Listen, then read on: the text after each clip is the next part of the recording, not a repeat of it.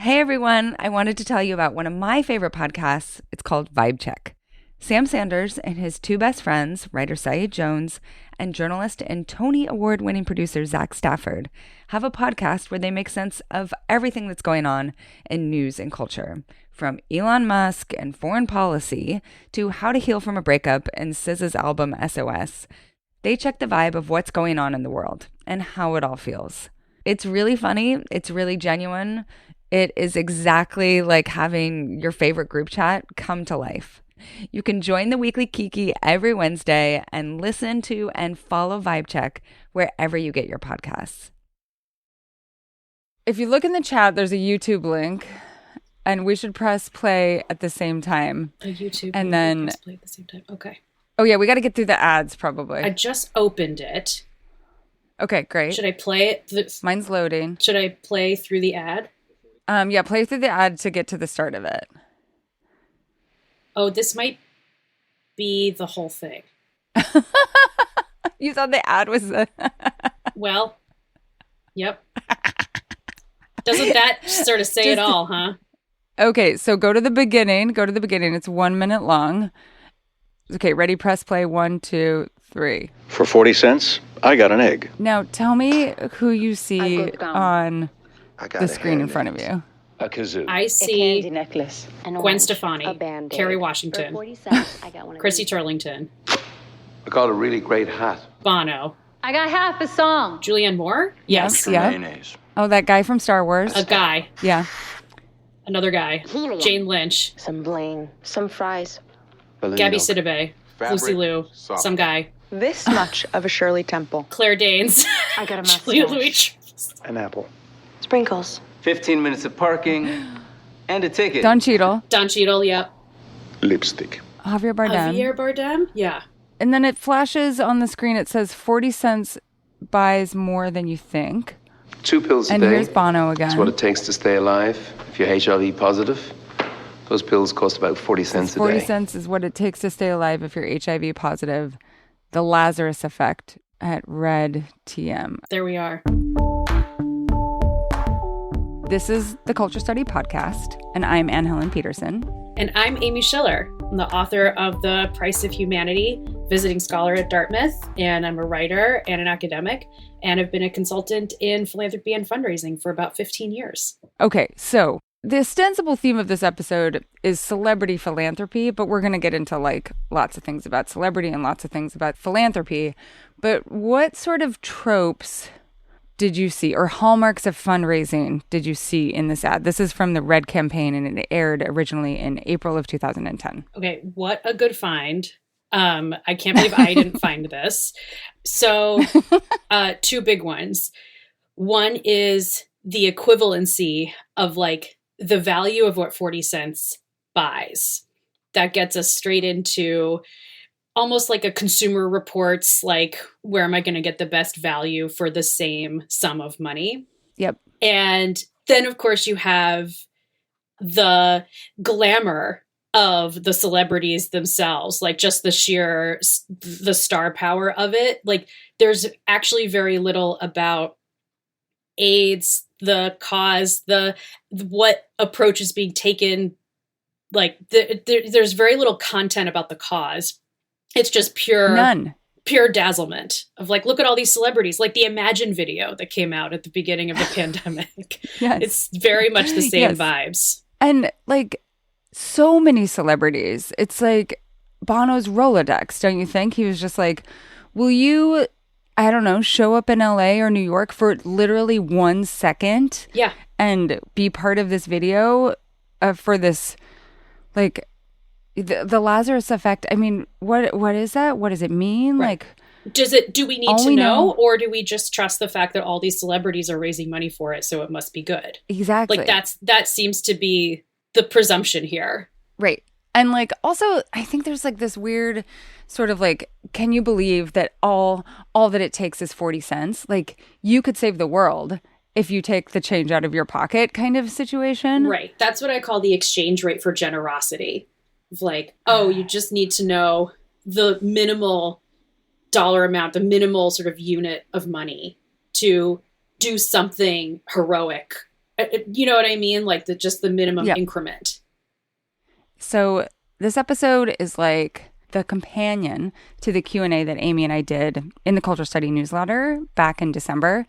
So if you like this episode, definitely go back and read that because we get a lot more wonky and detailed in some ways. But today we're going to talk more about a certain corner of philanthropy, which relates to celebrity.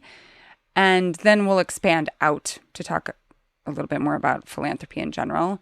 So how did philanthropy become your beat, for lack of a better term? It's a perfect term. I always say, like, I kind of took the side door, not into philanthropy per se, but into the intellectualizing of philanthropy. Yep. I started my career, I did fundraising for a political campaign. I'm from Ohio. So I went back to Cleveland and worked for a Democratic candidate who won, the last Democratic governor that Ohio has had, maybe ever. And hopefully not, but probably. And from there, went on to work for a firm in New York. And I just as a sidebar, I was hired to work for this consulting firm at 22, which is so young. It was so early. I felt like I was clomping around in my mother's heels. Like, yes, I am a consultant. I know what this is. I very performatively read the Wall Street Journal sitting in the waiting room. Like, this is what grownups do. Wow. Learned so much in the about 5 years that I was at that firm full time, in the thick of nonprofits, like top nonprofits in New York, major medical centers, major universities, major cultural institutions. The first event that I went to was for Alvin Ailey Dance Company, like just jumping right into the deep end of like what philanthropy does in a city where it's so powerful and it creates so much, for better or worse, and learning how that operates. And maybe the most important thing that happened was talking directly to people for whom philanthropy is a large and conscious part of their life. And how, like, hearing like how they talked about why they were giving, how they made giving decisions, what made something a priority. And in that, noticing a shift in their language that really intrigued me. It really intrigued me that it was going from a very subjective, values-based, identity-based sense of this is my community, I'm giving back, to one that was much more detached and analytical and a kind of extent, rather than philanthropy being a counterpoint to their like identities in the economic sphere. It was an extension of them. It was like, I'm going to analyze my giving the same way I analyze my investments. And figure out where I can, where my their equivalent of 40 cents would be like, where can my $1 million have the greatest impact? Right. It was very sovereign focused, to use this little academic term there, of like very much about like individual agency, power, leverage. Like, how can I ensure that I personally do the best job, like to have the most success? So that led me to... It's like productivity culture applied to philanthropy. Absolutely. Right? It's like, how can like maximize my value, my dollar's value. Right. And make sure that it's not going into like any bogus philanthropy. Like, you don't want to be a chump. Big time. If you're giving away this money. Of course. Yeah. Right. What, me, a hedge fund manager, a chump? No. Nothing's ever gone wrong for me there before. So I just was so intrigued, and it's actually exactly right what you said, that it felt to me like, instead of philanthropy, and this may well be a very romantic notion that I have, but instead of philanthropy in its ideal role being this sort of sanctuary or this bulwark against that neoliberal mentality, where you could use money in different ways for different reasons based on different value systems, it just was getting swept up in the same framework. And that made me very sad and very nervous that we were losing parts of ourselves that were like, I can use money just because I want something to exist, just so I want people to have something nice and uplifting, just because I feel that something is important. No, it needed to still fulfill the same framework and metrics as your more economic analysis. So anyway, that's a very long way of saying philanthropy became my beat because it's how I started my career. And then I realized there was more to the story. And I explored that through my doctoral work and now through my book. You know, it makes me think of how a lot of us were probably first exposed to philanthropy, especially if you grew up in a smaller town, which was like very local stuff. Mine was like, at school, you would raise money for like the World Wildlife Fund by selling chocolate bars. So that was very alienated from any sort of like, I don't know, action that you could see. But then also a lot of the fundraising that took place in my little town in Idaho was like for the Valley Boys and Girls Club. And because you fundraised for the Valley Boys and Girls Club, then you saw the ramifications of that like in the programs that you were able to attend. Or tithing at church, which is, you know, part of philanthropy in an interesting way. Yeah. And you would see the effects of that in different ways in your daily life. And then to be exposed to those larger things, the first time that I really understood anything about like the scale of philanthropic giving was when some friends of mine in Seattle worked for like different nonprofits where you have to like manage donors and like prepare for the ask that's like $1 million, just unthinkable amounts of money. And you have to figure out how to talk to people about, okay, so we're doing this fundraising campaign. What is the appropriate ask for this season? That sort of thing. As I've talked to more people who are in nonprofits and then also reading your book, which just put a lot of things in place for me, right? Like gave me language to describe some discomforts that I've had. And I think that a lot of people have had, and especially people who are in the field and still in the field, like are still doing this work and feel very uncomfortable about a lot of the different tropes and tensions and the way that it, like nonprofits have to appeal to the donor. Like there's something about your Q&A, and I really encourage people to read that, but especially the book. It spoke to, I think, an discomfort that has been there for some time. Well, that's, first of all, the best thing I could possibly hear, that actually like I tapped into something real. And yeah, your examples of that early philanthropy, it used to be that, and you know, I write about this, that we kind of had a model similar, there has been a model in operation similar to what happened in ancient Greece, where the ancient nobles were responsible for the civic life of the city, right? Like things that actually brought people together, banquets, libraries, parades, celebrations, you know, they could be spaces, they could be events, whatever. And there's definitely limits to that model. It's certainly not like a model for justice or restitution. No. Right. But right. It's like it depends on there being rich people, right? Which means that it depends on an equitable society. Absolutely. And like, you know, in Greece, we're also talking about like slaves being normalized, right? Slavery. So like, there's huge asterisks and caveats to all of this. But that is what you are describing is a kind of descendant of that tradition of like, this is localized, this is community driven, this is about quality of life. And I'm in relationship with the people who my giving is benefiting. I'm one of the people who's benefiting from that ecosystem, that civic ecosystem. Right. And the detachment is maybe the most concerning element of all of this. The removal from any interdependent context is, to me, the thing that I'm trying to push back against the strongest. We could just talk about like the philosophy of philanthropy for literally 7 hours. So instead, we're going to use some of our listener questions about celebrity philanthropy to get at those larger questions. Great. So this first one is about like the whole reason why celebrities get involved with philanthropy. Let's hear from Stevie. When I was teaching college writing, my students one semester all became interested in writing about sex trafficking because Ashton Kutcher had given congressional testimony about it as a way to promote Thorn, his anti-trafficking software. His perspective, trafficking equals bad, all trafficked people equal victims, trafficking is only about sex, etc., became the dominant mode of thought that my students simply wrote toward, rather than researching the nuances of the issue. I'm curious about the historical and cultural impact of celebrity causes on public thought.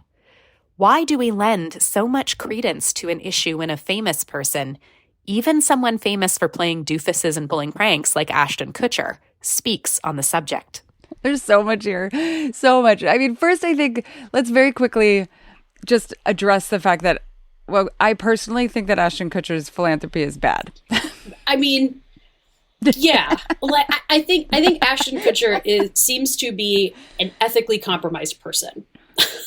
Yes. I think we can safely say that. For many reasons. Many reasons. Which, not to get too armchair psychologist about it, is one of the reasons why celebrities find a cause to attach themselves to as a means of misdirection and a means of kind of reputation washing or rebranding, you might even say. Yeah.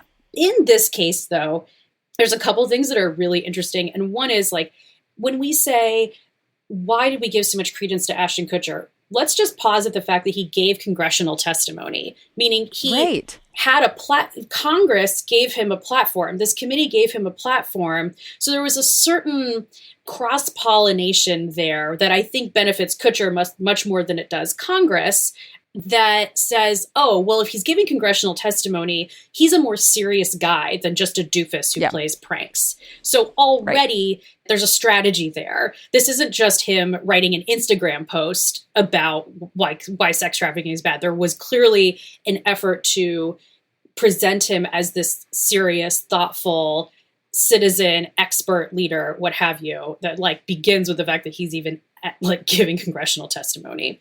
Yeah. The question, though, points to something so relevant and so important about how flattened the issue becomes. I think for celebrities, they're looking for something that is like unequivocally praiseworthy. They are not going to get into something controversial. They are not going to get into something that is confrontational in a way that would risk any of their economic interests. So it's not going to be about, typically, right? It's not going to be about like labor politics, for example. Like that's not going to be where they go.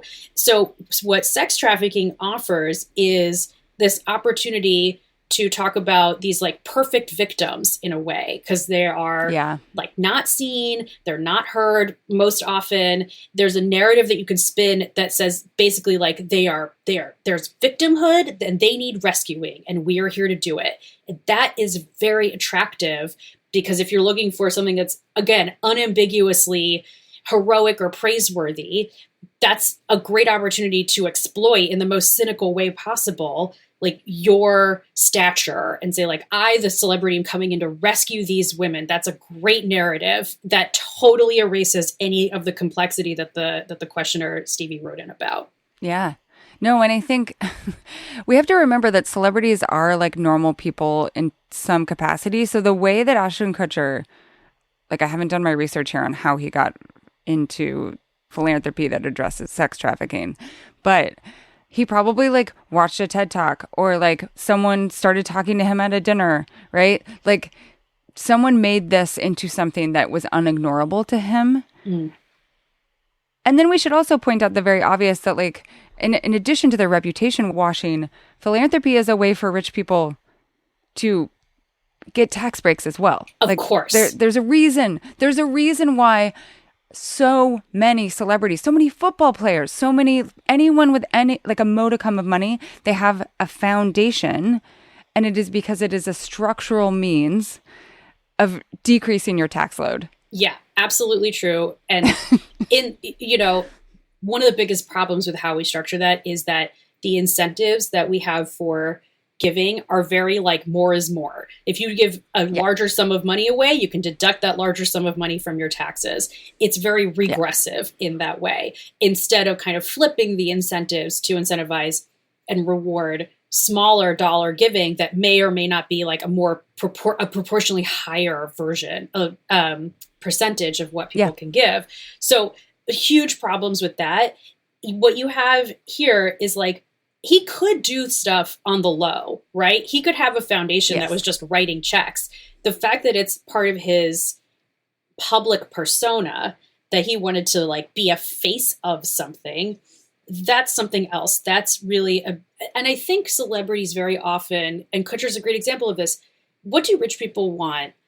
People who have succeeded in one realm of life, they often want the pinnacle of success that is that's more elusive to them. So Kutcher has conquered, he's got fame, he's got money, he's got looks. What doesn't he have? He doesn't have renown for being smart. He doesn't have renown for being like a good person or leadership. Like that's the or thing. a serious person. A serious right? person. Like exactly. a serious person. So that's what you're trying to convert, is like my stature as a celebrity. I'm trying to convert that into this more elusive form of renown.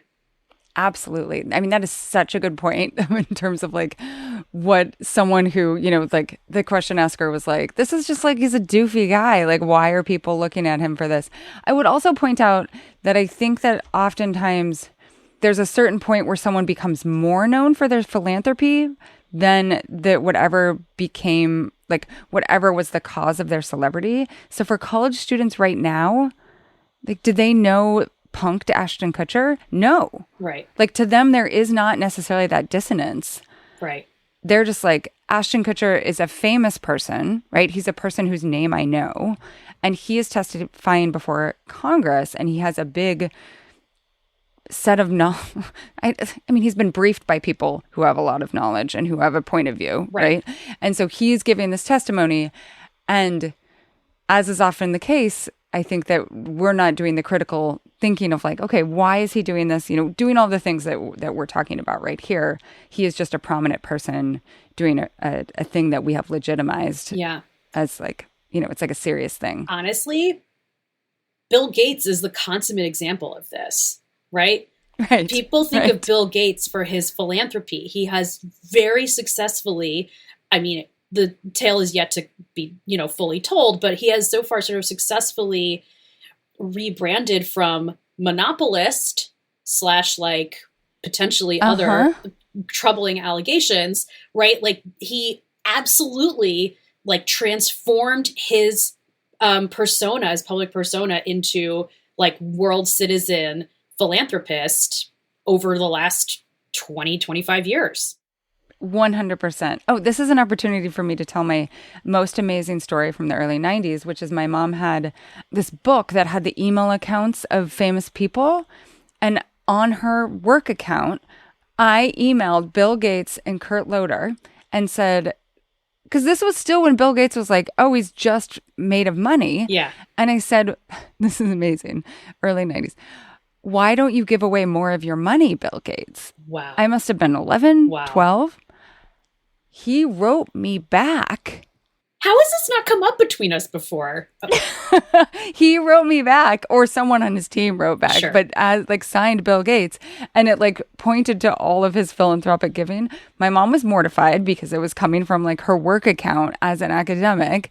And but also I love that my like early self, like in the early 90s, did not perceive him as a philanthropist yet, right? Like that hadn't become the valence of his image. That's so telling. It was just, he is so rich. And, you know, one of my favorite things about the book and about the Q&A that we did is that you point to the way that like tech philanthropists, they think, I'm so smart at fixing problems. Like really what malaria needs is a disruptor to come in and do this. And then I can also expand others' understanding of me, of like, I'm not just a genius at, I don't know, creating an app that makes like cars come to me. I am also a genius at like solving the world's problems. Like all you need is tech brain to solve everything. Right. 100%. And if you use tech brain the right way, you haven't just like made a ton of money, you've saved the world. Right. Like it's all for good. Can absolve you. Yeah. Can absolve you of like turning an entire class of people into contractors instead of employees. Right. I'm still sitting with you, the chaotic good of you emailing Bill Gates from your mom's. That is incredible. Like, just think of yourself as like an early academic. You have this like work email that's one of like the first work emails that they. Wow. And I just. Wow. Dinking around is like a black and white laptop, like no color. It's just so good. Wow. We stand. We have to stand. 11-year-old Anne. Incredible. Hi, everyone. Okay, just a quick note mid-episode here. If you like the show, if it makes you think, if you've been listening to it for the last few weeks and are like, yeah, I want to listen to more of this, we need your help to make this show sustainable. Just go to culturestudypod.substack.com and you'll see how to subscribe. It's $5 a month or $50 a year. And if you're a current newsletter subscriber, you get a great deal. All right, now back to the show. Okay, our next question is about a specific charity and how celebs are rallying around it. This is from Ellen, and it's very specific, so we're going to go with it. I'm a Philadelphia Eagles fan, and I've been hearing a lot about the Eagles Autism Foundation on game broadcasts, the New Heights podcast, and through the buzz about the Kylie Kelsey signed jacket. A few different questions for you. What are the consequences of portraying autism as a charitable cause for acceptance of neurodivergence or disability rights activism? What are the markers of this kind of capital B, capital C, big charity? I think that legitimizing this kind of conspicuous consumption, like with the jacket or the celebrity events, is one potential marker, but I'm really curious to hear what you think. Thank you. All right. So this is such a good opportunity to talk about how charities objectify people, like actually turn like something that is your identity into an object that you can fund or unfund or that sort of thing. So where does this take you? Okay. Where does this question take you? So I think that autism goes in very much the same category as sex trafficking, in that there's a narrative to be spun about people who may or may not be able to define themselves. And it is exactly as you said, and very much objectifying, flattening. There's a need for perfect victimhood. There's a need for sentimentalizing something rather than actually grappling with some level of mutual responsibility, in a sense of like, oh, this is a charitable cause. It's a cause for pity. I can give pity. That doesn't really threaten my power. It doesn't really require any sacrifice or like adjustment on my part. It just, you push the right emotional button and like I give the right amount of money and now I've done the right thing. So I totally agree that presenting neurodivergence as a charitable cause, and especially kids, I have to add that, like, the won't somebody think of the children card is evergreen. You can, and you can get away with a lot of objectification and self-aggrandizement when you're talking about kids and looking like such a responsible, thoughtful person, because again, these are not necessarily people who can define themselves and kind of defy your expectations with their agency, or at least not in ways that you would, openly allow or display. So that's definitely going on. As far as the conspicuous consumption, it's totally in the same line as creating like products, cause branded products. In this case, I don't think this is the most egregious example of that, simply because like silent auctions are like just kind of a fact of how fundraising happens. Like there's I'm not as troubled by that, but I do absolutely see where it sits on this continuum of sort of flattening giving into shopping. It's like I think it's a more sort of familiar, innocuous version of what has sort of become way out of control and way more harmful. I think of it as like a spur. Yeah. Right? That's like, oh, I was going to give $500 to this anyways, but now I also get something for me, right? Like I also get someone's cabin in the Berkshires for a weekend, like when we're talking about silent auction type things. But it does strike me as in a different realm than 5% of proceeds from this purchase go to saving the Brazilian rainforest, right? Which is like a way of making yourself feel better. Right. The order there is important. Like you just said, like, okay, I'm already going to give money to this cause. This is just going to get me to give a little bit more than I had originally thought. Like this is another incentive versus like the purchases on the front end. Like the point is to buy something that then as an add-on effect also give something back to charity. Like I agree with you that the sequencing matters.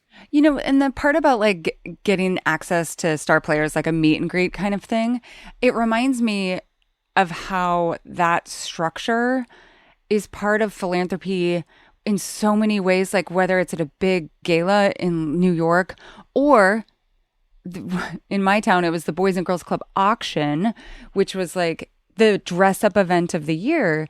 And it was how you intermingled with power, whether you were in a small town or a large town.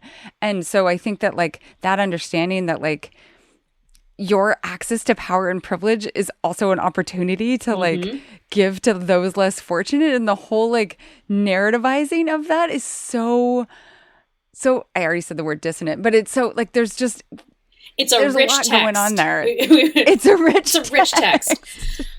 I have been obsessed, obviously, with the Gilded Age. I don't know if you've been watching the Gilded Age on HBO this season, but it makes such a meal out of all of this about the way that philanthropy is. And I believe in a very early episode, Christine Baranski's character, Agnes, says, like, there's two purposes for charity. And one is to actually help the poor, which is noble, admirable.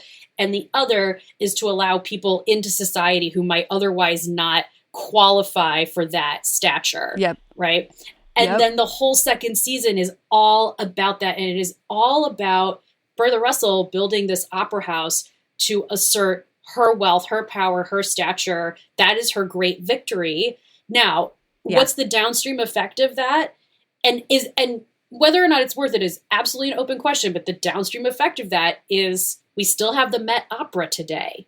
You know, there's something interesting about, you know, having built all of this cultural infrastructure that does have some level of benefit to the, you know, the populace. Whether or not it's enough is absolutely an open question. But the motives are always mixed. And it's fascinating when you see that actually openly narrated instead of, as it usually is, sort of tacitly sort of obscured. Well, and I think always about the fact, like, are you the person who gives a donation to, like, I don't know, a university, a hospital, whatever it is? Do you want your name on that wing? Or are you the person who is on the wall with the 17 other anonymouses, you know? I think that underlines something, right? Yeah. Like, how do you give? How do you think of your giving? Is it something that you think of as like, oh, this is my legacy? Right? That people should like understand that I am a person who gives. But isn't that also complicated? Like, very complicated. I don't know how much time we can like dwell on this, but I have a lot of stories, and some of which are, I think there's a way to do named things that are really meaningful in proportion. So a story that I've told, I actually wrote about it in my dissertation, is that there's a brick outside of the stadium where the Cleveland baseball team plays, the Guardians. Thank you very much. Yeah. The Guardians. The Guardians. Thank you. And it has my name and my brother's name on it. And it's in a plaza full of other bricks with other people's names on them. And my dad sent in $100, which we could do as a family. Like, I'm not saying this is freely accessible for everyone, but he did that because he wanted us to feel like we were a part of building something larger, part of this communal space. And I think there's a way that people may want to, when you name a bench in Central Park or wherever your park is, or you name a brick at the walkway to your high school, there's totally a way to do it that is collective. It's when it becomes like your one person's name over everything that you get into a really distorted reflection of like who matters. Yeah. No, that's such a great point.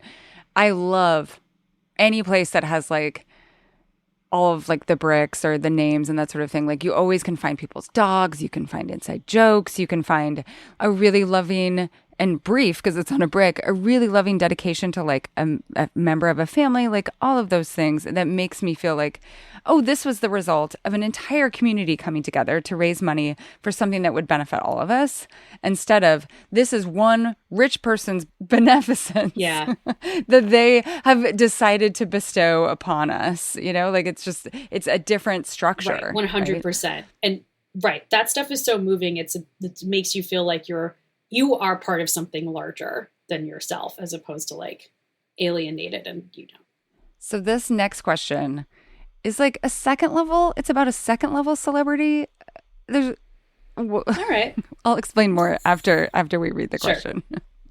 This is from Lisa. Grant Love, Alexandra Grant's Art Philanthropy Project, seems to be a very unusual approach to charitable donation via branded merchandise promotion.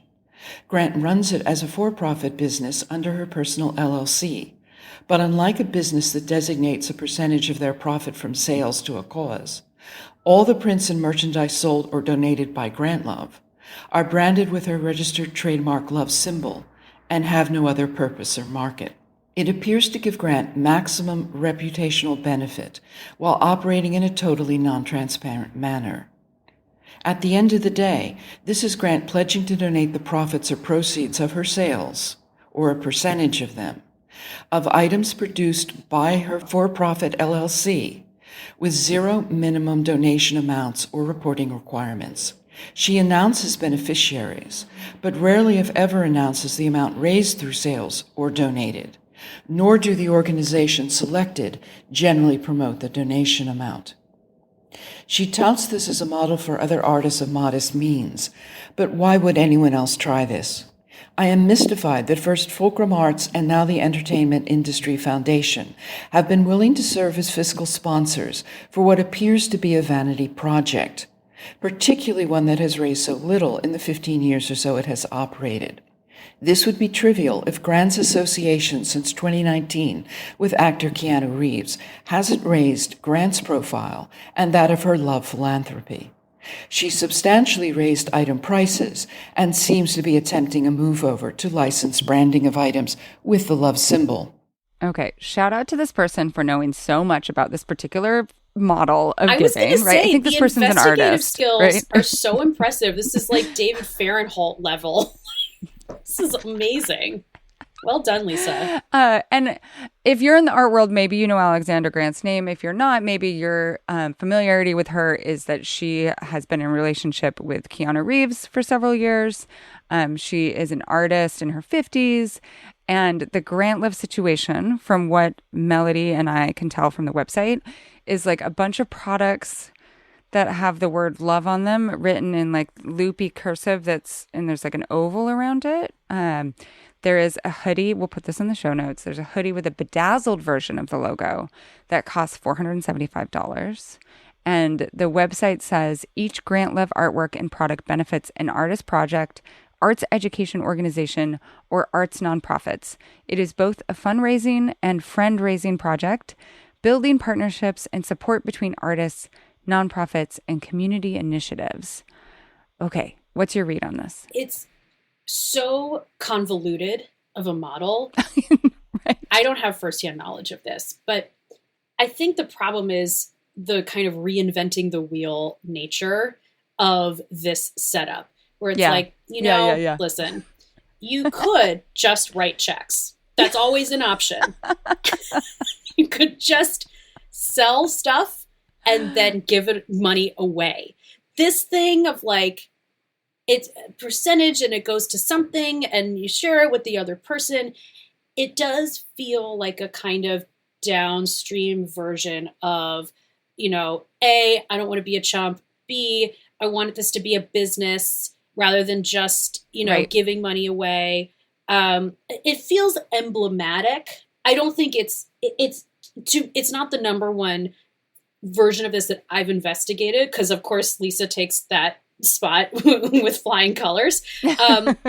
But it's sus. I don't mean like she's a fraud. I just mean like it's sus, and it's a bummer that someone would feel the need to kind of ricochet the money in so many different ways when you could do it more straightforwardly. And so my question is like, why does she feel the need to do that? And the answer is like, probably because she, like many other people, have absorbed this ethos of like, you don't just want to give money away. You want to synergize. You want to make it a business. And then the business makes the charity. And then the charity makes the business. And it's a brilliant scheme. Right. Well, and also I think that buyers have come to internalize, or like it's a motivation to buy something. It makes you feel somehow like better about buying a $475 sweatshirt if it's also like quote unquote charitable, right? Agreed. Like it's completely. a branding exercise. Yes. Absolutely. And like in my previous podcast, I used to read ads, and one of the ads, we always had to read this this line that was about how for every item purchased that they would plant a tree right, in the rainforest. And then there was always a line that I kind of cut that you were supposed to emphasize, that's so many trees, right? And and the trees was meant to really highlight when you buy this item, which is like many other items on the market, you should feel better. And like, it's not lost on me that this ad was running on a progressive network. Like, it's appealing to that part of the brain that says, if I'm going to buy an item, I should also have that item benefiting rainforest recovery. And that, I think, goes back to what we were talking about at the very beginning, which is that, we should always be maximizing our dollars spent. So it can't just be, I'm buying an item. It has to be, I'm also giving. And eliminating the friction. Yes. I feel like this is a bit like in another realm of stuff that I know you write about, where the overwhelm, just the cognitive overwhelm of life makes it difficult to think, okay, I do my shopping, and then I also use separate cognitive energy to figure out where I'm giving my money. If you can merge the two, more is the better. That allure of convenience, that allure when we're all so overwhelmed, that's the selling point, really. Yeah. Well, and I see, there are like databases that rate philanthropies and stuff like that. And I think a lot of people my age, our age, really, I rely on those a little bit. And some of it, I feel like you could write a piece about this, is connected to like Coney 2012, right? I actually have a whole essay about Coney 2012. Because I think that there's this idea that like, it's so easy to be duped. I don't want to give to anything that is somehow, or like even all of the disaster relief, which I think has become much more prominent and visible in the wake of climate disasters, more climate disasters, and also social media. Like, there will be things that say like, here are the reliable charities that you can give to. Don't give to the Red Cross, right? Like, the problem is that's the wrong lesson from Coney 2012.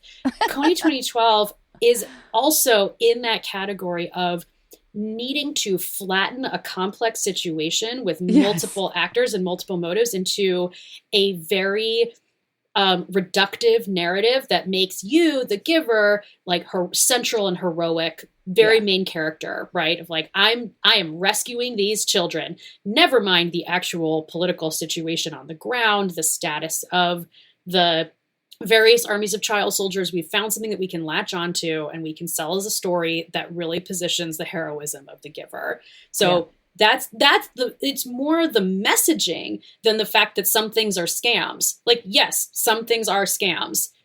Let's go a little deeper. And like, don't just rely on an app, right? Like, one of the things that was the other problem is like, right. The lesson was supposed to be think critically, not find the thing that's right. You don't have to think critically about. Yeah. No, and I think there's some lines to be drawn between that fear of like being duped and effective altruism, right? Because it's like, here is an objective way of donating. Yeah. An objective way of donating that just happens to align perfectly with my systems of thought and worldview. Right. And what a coincidence perfectly aligns with my power position in society. Gosh, wow. You're telling me, a white man in STEM, that I uniquely can save the world? Great. Sign me up. For pennies a day, remember? For pennies a day. That's right. I found the most efficient way. All you other dum-dums just missed it because you didn't have the right algorithms. It's like all of this millennial shit. It's just like productivity culture and like we should not let not very non-millennial Peter Singer off the hook for that one. Like, there's yes.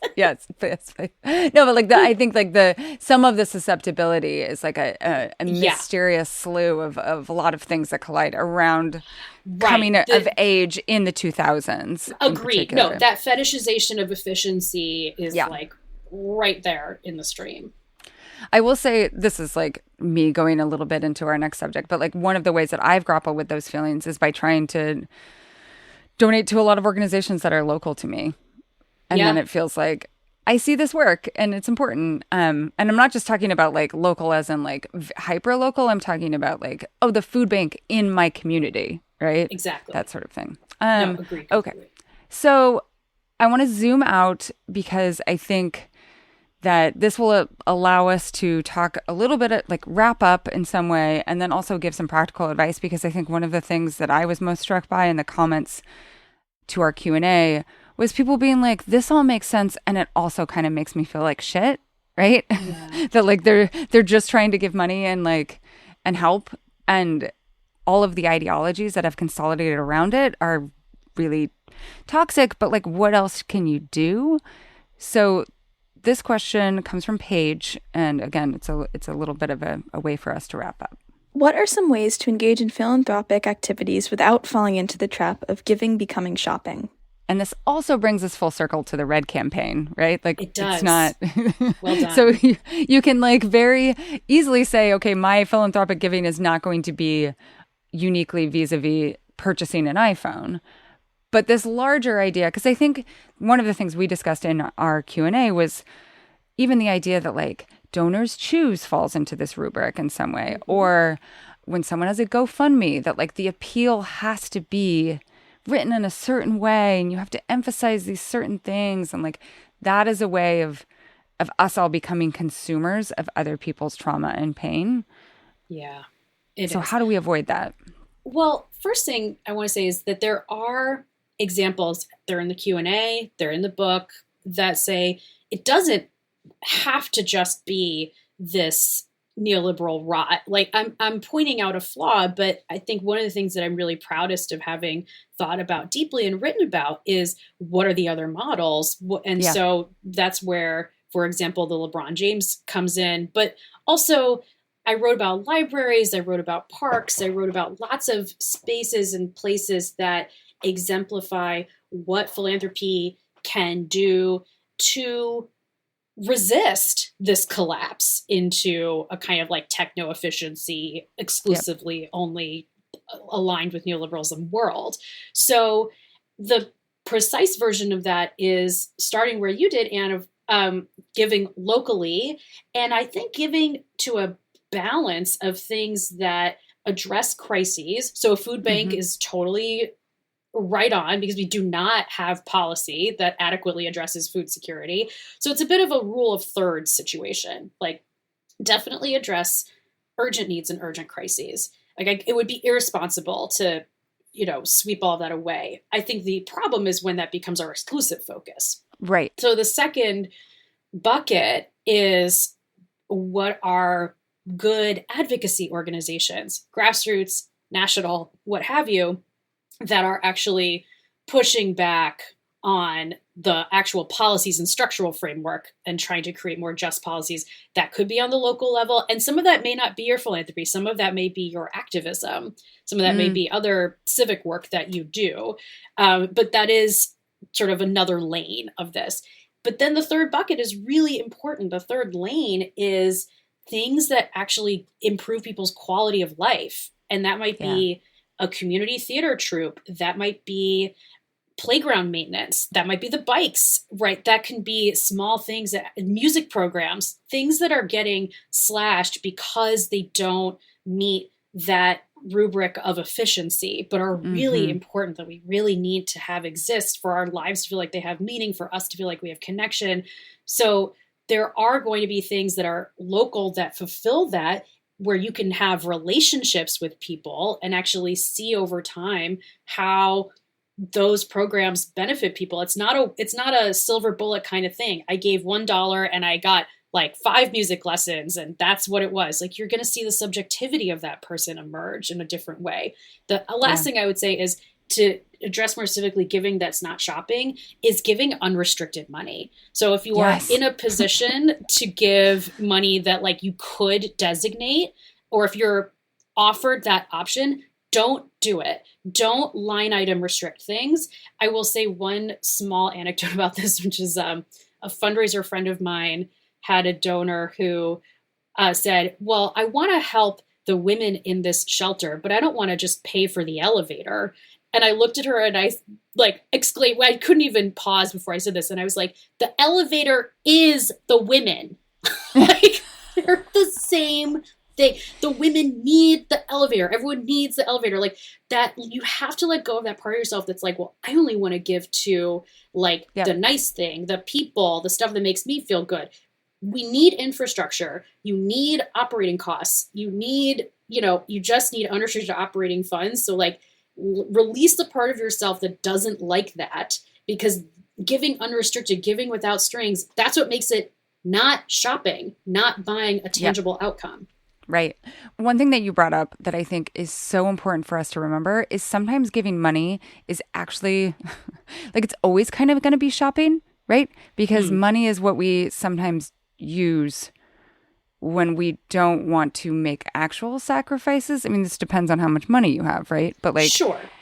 But like, so sometimes you're like, oh, I could never go volunteer at the food bank. That's way too much of my time. But instead, I'm going to donate to them. And like sometimes I do this calculus as well. It's like, what's worth more? Should I give them money? Should I go volunteer? I mean, the best answer would be both. You do both. Right. And by the way, just to be clear, labor is money too. Yeah, it is. It's okay if that's where you put things. Like, it's not the problem is not that you're using money. The problem is that you're using money the same way you use money when you're shopping, which is like, I want to know what I'm getting. Yeah. And like also like I need to have like a receipt, like that there has to be some sort of like, here's all of the work that your money did, every like very clear like results, when it could be, and I hope we can all try to internalize this, like it should be the elevator, it should be gifts, it should be deodorant, like all of those things. It's aggregate. Aggregate is just another way of saying communal. Yeah. Okay, so that's our advice. Amy, if people want to find more of you on the internet, where should they find you? You can follow me at Amy the Schill, SCHILL, on Twitter and Instagram. My website is amybestschiller.com. And you can find my book, The Price of Humanity, in bookstores everywhere, on Bookshop, anywhere you buy books.